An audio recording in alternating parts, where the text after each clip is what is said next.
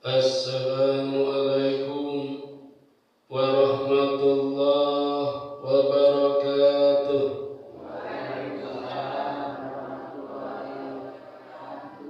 Alhamdulillahilladzi arsala rasulahu bil huda wa dinil haq liyudhhirahu 'alad dini kullih wa kafa billahi syahida. Asyhadu an la ilaha illallah wahdahu la syarika lah wa asyhadu anna Muhammadan abduhu wa rasuluhu la nabiyya ba'dah. Jamaah salat Isya wa tarawih wal witri Masjid Miftahus Salam yang dirahmati Allah. Pada suatu malam ketika berada di depan para sahabat, Rasulullah sallallahu alaihi wasallam tampak senyum sendiri. Hingga sebagian sahabat bertanya, "Ya Rasulullah, gerangan apa yang membuat baginda senyum sendiri?" "Kalian belum tahu," kata Nabi. "Belum ya Rasulullah. Saya baru saja diperlihatkan oleh Allah di padang mahsyar ada satu nabi yang masuk surga dengan tidak membawa umat.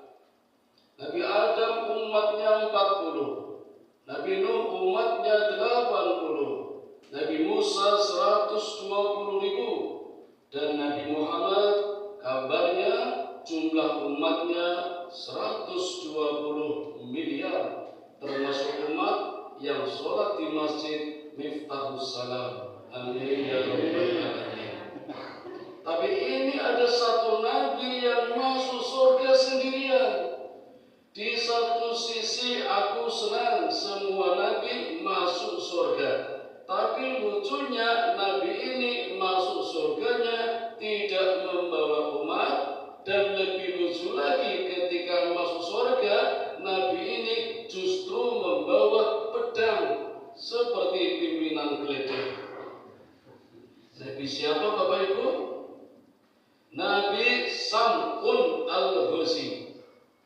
Nabi ini diutus oleh Allah dari kalangan Bani Israel untuk berdakwah di negeri Romawi, yang waktu itu kerajaan Romawi yang diunggul-unggulkan adalah harta, kekayaan, dan uang. Semuanya bisa dibeli dengan uang. Sampai buatan kalian negara kita. Benten ya.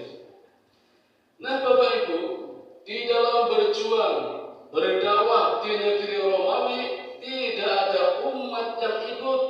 Jadi Sam'un sendirian berdakwah, berjuang, bahkan berperang. Untuk itu Allah berikan dua mukjizat kepadanya. Mukjizat pertama berupa pedang. Pedangnya terbuat dari rahang unta, namanya liha jamal. Dan pedang ini memiliki tiga kekuatan. Pertama, dapat digunakan untuk mengiris apa saja. Ngiris besi bisa, ngiris batu bisa, apalagi gula, tengkleng juga bisa. Layaknya sendok Bapak Ibu, pedang ini dapat digunakan untuk makan. Yang kedua, Nabi Sam'un tidak pernah kehausan karena pedang ini dapat mengeluarkan air. Jadi kalau haus, pedangnya bisa langsung untuk minum, tidak usah mampir warmindo atau angkringan. Dan yang ketiga Bapak Ibu, ketika perang, pedang ini sekali tebas mampu membunuh langsung 1.000 tentara orang Romawi. Beda dengan pedang-pedang lain, satu tebas, satu mati, satu tusuk, satu meninggal. Jadi kalau ingin membunuh 1.000 orang butuh 1.000 tebasan. Nabi Sam'un tidak, sekali tusuk langsung yang mati 1.000. Maka raja kewalahan menghadapi satu orang ini sayembara, barang siapa dapat menangkap sampun mendapatkan intan, berlian, perak, emas, rumah, kendaraan, tambahan TPP, TPG, tambah 2 juta tiap bulan. Kalau tidak kita. Tapi nggak ada yang berani Bapak Ibu. Sampai cari akal, akhirnya ketemu bagaimana cara menangkap Sampun Al-Ghazali. Memanfaatkan istrinya yang masih beda agama dan kebetulan juga orang Romawi, namanya Delilah. Delilah kalau bahasa Romawi artinya demi berhala. Memang orang-orang Romawi ketika itu menyembah berhala. Ditawari segala fasilitas kerajaan, istrinya setuju. Maka hari itu mulai direncanakan sebuah makar untuk menangkap, membelenggu Sampun Al-Ghazali. Malam pertama Sampun terjaga dari tidurnya karena memang orang yang rajin beribadah Pak, rajin sholat malam, tahajud, tarawih, witir seperti kita sampai tidak tidur hingga istrinya gagal tidak bisa menangkap di malam itu. Malam kedua tidak putus asa, dicoba lagi. Kebetulan Sampun tidur. Nah, pas saat tidur diikat tangannya dengan tali dan tambang yang sangat kuat. Sampun terbangun, bertanya, istriku, apa yang engkau lakukan? Dilamur istrinya, hanya ingin tahu saja seberapa kekuatan suamiku. Maka dengan satu teriakan saja tambang dan talinya putus. Malam kedua gagal. Malam ketiga dicoba lagi. Kali ini yang diikat adalah kakinya dengan menggunakan rantai besi yang kuat dan besar. Sampun terbangun dan tanya lagi. Istrinya dilamur lagi, hanya ingin tahu saja seberapa kekuatan suamiku. Maka dengan satu hentakan saja rantai besi yang kuat tadi juga putus. Malam ketiga gagal. Datanglah malam yang keempat Bapak Ibu, istrinya tidak langsung beroperasi, pura-pura nanya dulu, basa-basi, wahai suamiku, betapa hebat kekuatanmu. Aku khawatir kalau ada orang yang tahu kelemahanmu nanti memanfaatkanmu. Cobalah ceritakan kepadaku apa kelemahannya, nanti aku akan merahasiakannya agar orang tidak tahu. Gak sadar cerita Pak, kalau kelemahannya berada pada mukjizat yang kedua. Apa Bapak Ibu? Rambut. Nabi Muhammad menggambarkan rambutnya Sampun kalau berdiri sampai lengser ke tanah dan memiliki kekuatan yang luar biasa. Kelemahannya pada kekuatannya. Maka di malam hari ketika Sampun tidur, diikat tangan dan kakinya sekaligus dengan lehernya menggunakan rambut Sampun yang sangat kuat. Praktis ketika terbangun, Sampun tidak bisa bergerak. Semuanya terikat dengan rambutnya yang kuat. Semakin kuat gerakannya, semakin kuat lilitannya. Sampun terbelenggu, tidak bisa bergerak. Dalam kondisi seperti ini, istrinya lapor kepada raja.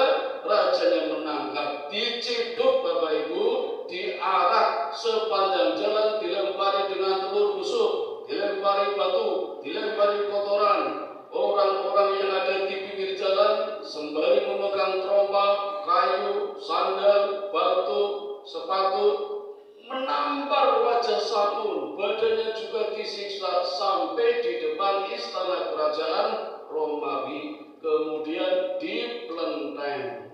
Nanti Bapak Ibu, yang dulu dipelenteng, teman-teman kita salib. Dan terjadilah mutilasi. Matanya dicukil, telinganya diiris, hidungnya dirobek, tangannya dipotong, kakinya dilumpuhkan. Jadi gak usah kaget Bapak Ibu kalau zaman sekarang ada mutilasi. Dari dulu sudah ada, bahkan pelakunya kerajaan, pelakunya pemimpin-pemimpin negara. Kalau sekarang kan teman-teman sendiri, seperti yang terbaru, orang Bantul, pacarnya dibunuh. Baru pacar, belum istri udah dibunuh.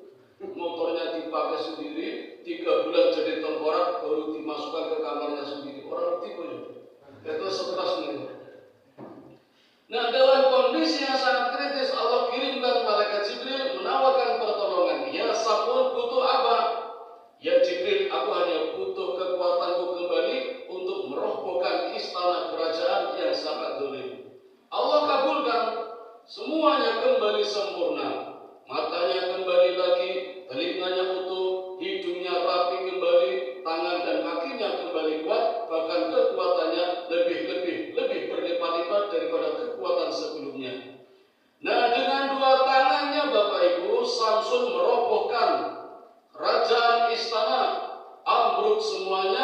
menjatuhi orang-orang yang ada di dalamnya. Rajanya mati, perdana menterinya tewas, pasukannya pada binasa, bala tentaranya mati semua, termasuk istrinya yang berkhianat, yang tadi sudah senang dapat perak, emas, intan, berlian, gak jadi apa-apa, mati kok. Tinggal Sam'un sendiri yang hidup di hari itu. Allah selamatkan. Karena Allah selamatkan, kemudian Sam'un bersumpah, demi Allah, mulai hari ini aku akan melakukan ibadah malam, akan sholat malam, tahajud, tarawih, dan witir selama 1000 bulan. Dan siang harinya aku akan berpuasa selama 1000 bulan. Kabarnya Bapak Ibu dalam kisah selanjutnya, Sam'un mampu menunaikan sumpahnya ini. Maka namanya semakin masyhur dan dikenal dengan Nabi 1000 bulan. Jadi kalau nanti Anda bertanya siapa Nabi yang bergelar 1000 bulan, itulah Nabi Sam'un al-Ghazi. Setelah Nabi cerita di hadapan para sahabat, sahabatnya sebelah kanan berlomba-lomba, Pak.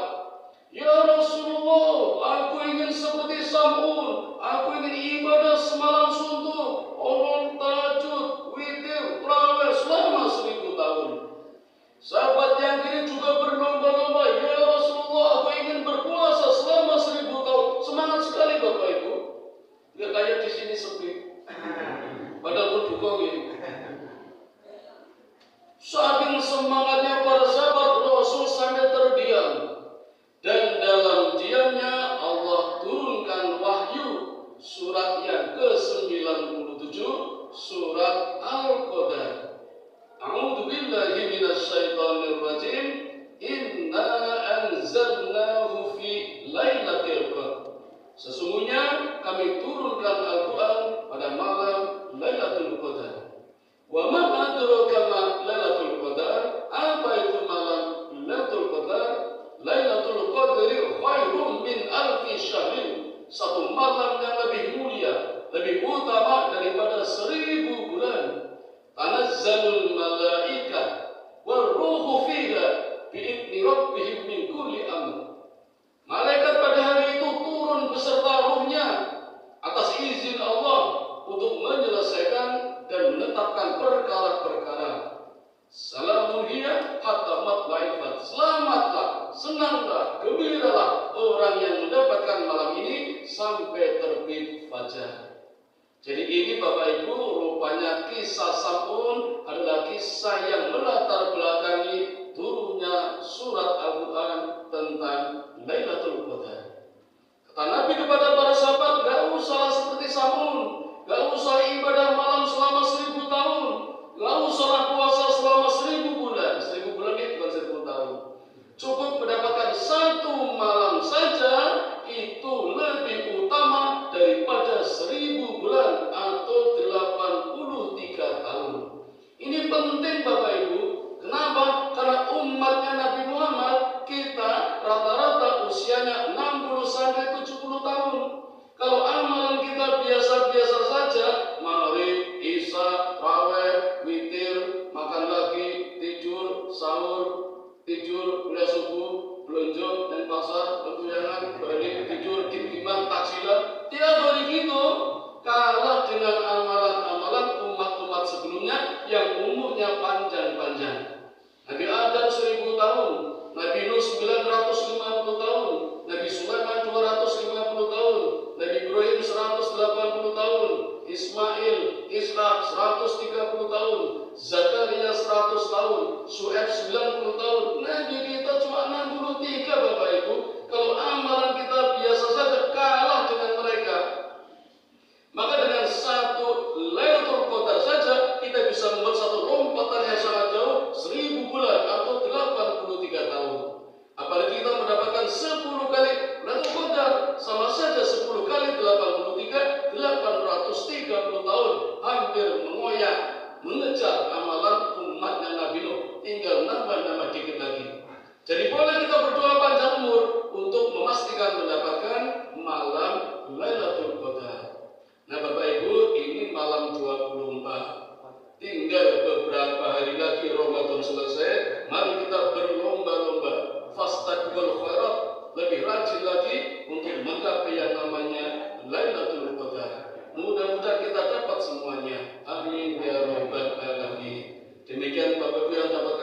sampaikan. Mohon maaf kalau ada kekurangannya. Kalau ada lebihnya, tolong kembalikan. Mari kita tutup dengan doa kifaratul majelis. Subhanakallahumma wa bihamdika asyhadu an la ilaha illa anta astaghfiruka wa atubu ilaik.